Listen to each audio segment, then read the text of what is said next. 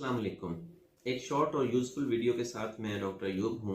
आप मेरे सर पे एक कैप देख रहे हैं। मुझे रिसेंटली एक शूटिंग कंपटीशन में एज ए प्राइज़ मिली है।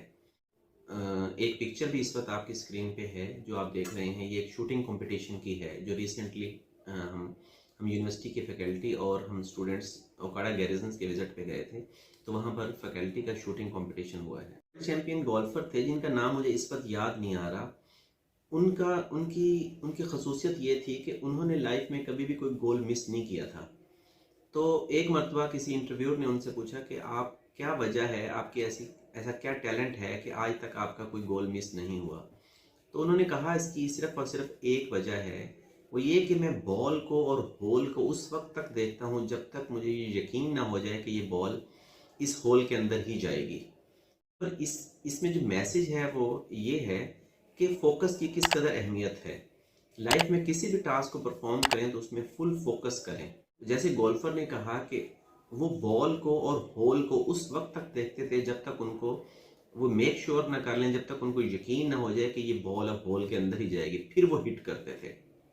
जैसे ही फायर की कमांड मिली तो साथ में जो दूसरे शूटर्स थे, फैकल्टी मेंबर्स, उन्होंने बहुत क्विकली फायर कर दिए और उनके ख्याल में मैं ज़रूर से ज़्यादा टाइम लगा रहा था। मुझे पता था कि टाइम की कोई कंस्ट्रेंट नहीं है।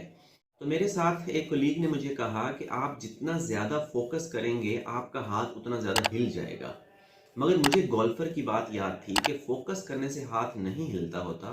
फोकस करने से आप अपने टारगेट को अचीव करने में कामयाब ठहरते हैं।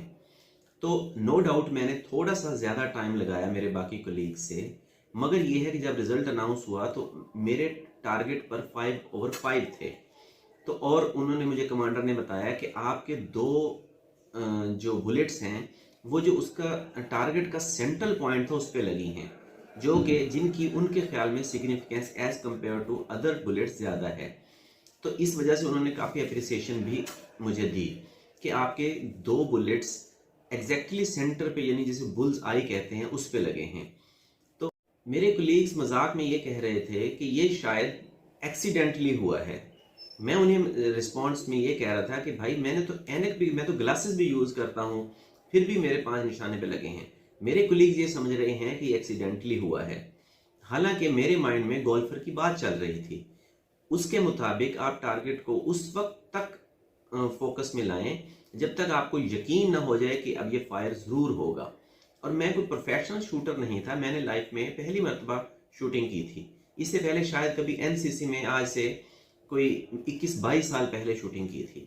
तो उसके बाद लाइफ में गन पकड़ने का ये पहला मौका अब मिला है।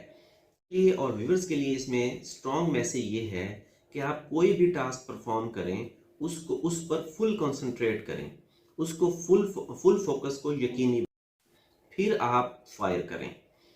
स्टूडेंट्स के लिए स्टडीज़ में यही है कि आप डिस्ट्रैक्शन फ्री होकर टाइम दें, स्टडीज़ को डिस्ट्रैक्शन फ्री होकर टाइम दें, उसके अंदर किसी भी वायरस को अटैक ना करने दें।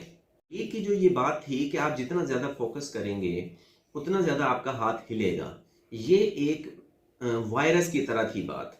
यानी जो मेरा फोकस या मेरी कंसंट्रेशन को लूज़ करने की एक अटेम्प्ट थी, मैंने इसके अगेंस्ट एंटीवायरस जो था मेरे पास, वो गोल्फर की बात थी।